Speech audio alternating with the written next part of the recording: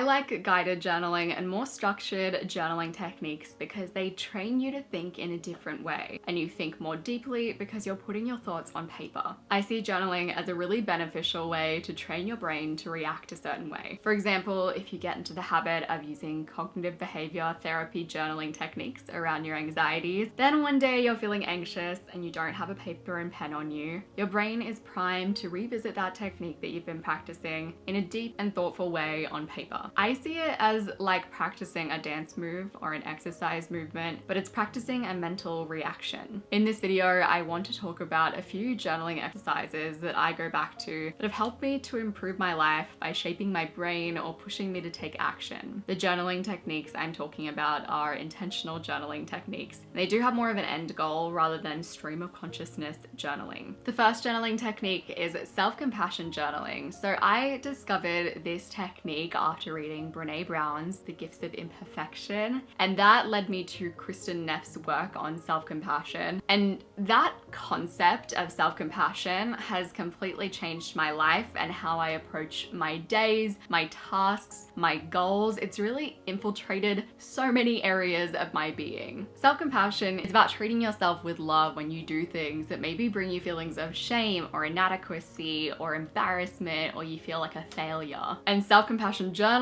is this structured way of applying self-kindness, because honestly, we all suck so much at it that we need a structured format to apply self-kindness. A self-compassion journaling technique is really simple. You start with mindfulness. Basically, you're just writing down whatever might have happened, whatever you're experiencing, but in a really objective way. So you're not belittling your experience, but you are not dramatizing it. Then you move on to common humanity. So this is reminding yourself in writing that everyone in the world has probably experienced something similar. This isn't a burden that is just on you. It's something that everyone goes through. My big thing is I like to actually visualize a community of people experiencing the same feelings that I am experiencing. It's a way of feeling less alone in those times of struggle. Then you have self-kindness. This is just talking to yourself like you are a friend, like you are a valuable human being, because you are. This is writing down things like, it's okay, you're going to be fine, this isn't the end of the world, you are still a good person despite this one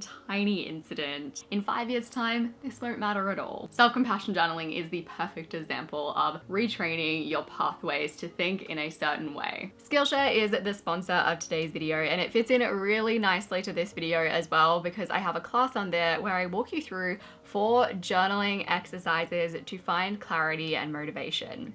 It's titled Design the Life You Want, 4 exercises for clarity and motivation. I'll list that below. And the first 1,000 people to use the link in my description will get a free trial of Skillshare Premium membership. Skillshare is an online learning community with thousands of inspiring classes for creative and curious people. You can explore new skills, deepen existing passions, and get lost in creativity. There are classes on things like journaling, photography, video editing, and Stoic philosophy. There really is everything on there. There's a bunch of stuff. Skillshare offers membership with meaning, with so much to explore, real projects to create, and the support of fellow creatives. Skillshare empowers you to accomplish real growth. Skillshare offers creative classes that are designed for real life and all of the circumstances that come with it. These lessons can help you to stay inspired, to express yourself, and introduce you to a community of millions. It's curated specifically for learning, meaning that there are no ads. They are always launching new premium classes so that you can stay focused and follow wherever your creativity takes you. And it's less than $10 a month with an annual subscription. At a time when so many important conversations are happening in our world, your voice is more essential than ever. Explore classes to unlock your creativity for social good.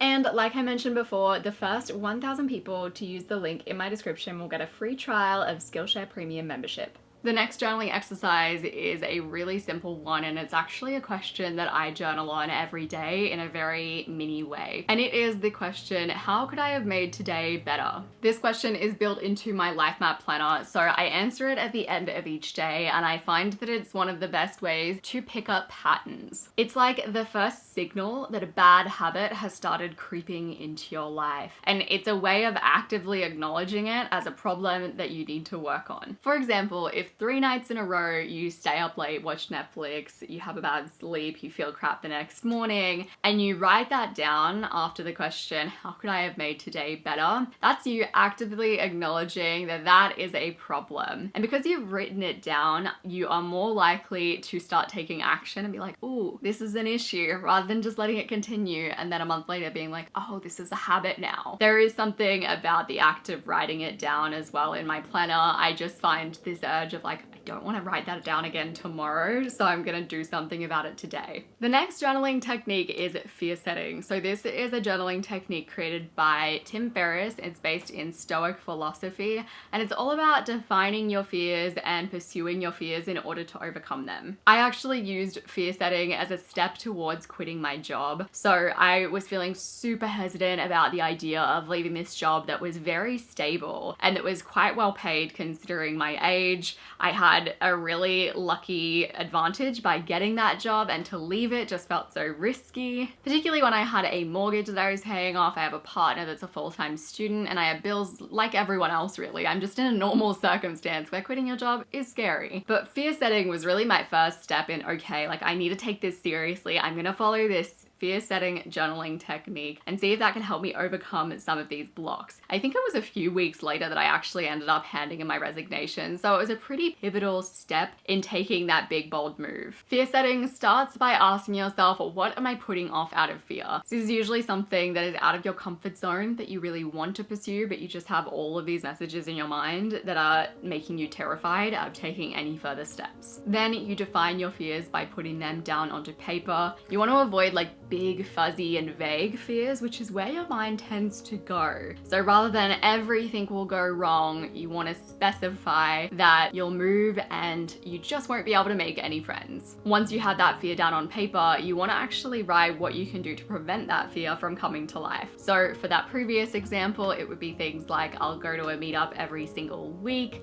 I'm going to join a club, I'm going to go on Bumble BFF, etc., etc. Then you want to consider how you're going to repair things should everything go wrong. So if all your fears come to life, you move, you don't make any friends, very unlikely, could happen. Can you move back? Like, is it that big of a deal if you move back? Then there are the costs of inaction and the benefits of an attempt. The cost of inaction is, what are the consequences if you don't take action on this thing? And the benefits of an attempt are, regardless of if you suck at it, you fail, it's just a miserable experience, you are going to probably learn something about the world and how to do life, or learn something about yourself, become a more self-aware person. The next journaling technique is anti-visioning. This is a term that I've coined it because it is almost the opposite of this beautiful vision of your life, and it's just as helpful in telling you what you do want out of life. I recently did a mini anti-vision on my Instagram, and I wrote down the ultimate guide to my unhappiness: being too busy for reading or learning, lots of networking, no connecting, lots of talking about things, no doing things, waking up late every day, piles of admin work, etc., etc. It's painting this picture of what the least ideal version of your life would look like in a year's time, or even tomorrow really. But I use anti-visioning for everything, not just planning life. You can apply it to specifically, what does the ultimate guide to your unhappiness in your relationships look like? What does the ultimate guide to unhappiness in your careers look like? You can also apply it to projects. So what does the worst version of this project look like? What are all the things that could possibly go wrong? Imagine it was a big failure. What does it look like? It's this really helpful technique to figure out what you want by defining what you don't want. If you like videos on mindset and growth, you like videos about things like journaling exercises, as well as ways to change your thinking, I have a playlist of all of my favorite mindset and growth videos that I've made on this channel, the most helpful videos. I'm gonna have that linked on the screen as well as down below. I appreciate you so very much, and I will see you soon.